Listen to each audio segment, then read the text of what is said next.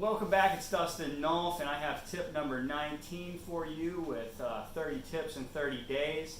Hope you're enjoying the tips so far, and I hope this helps you grow your business faster. So, tip number 19, price ahead of the market, no matter what market you're in. Now, this one's super important when you're in the real estate industry, if you're buying and selling property, or you're selling property as an agent. And it comes to importance as well in the restaurant industry or when dealing with any other product sales. So you want to price ahead of the market. So for instance, if you're selling widgets and the market's crashing or the market for that widget is crashing, you're going to want to price lower than the competition, substantially lower sometimes, in order to be able to keep selling your product and beat out the competition.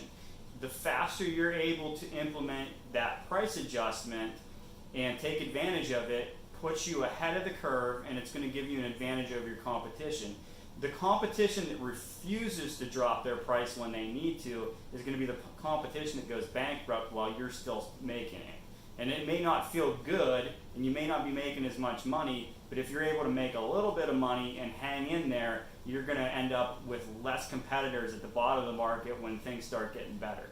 Same thing goes for real estate sales or any other product. Even in the restaurant industry, I look at it that way too, is if the market's going real good, you can up the prices on all your product, especially if it's a product everybody likes. You can up the prices there because there's the demand for it. So be aware of that in your business, no matter what business you're in. I hope this tip is helpful for you. If you enjoy it, please follow me on Instagram, Twitter, Facebook, or YouTube. The links will be in the bio or in the summary under this video. Thanks.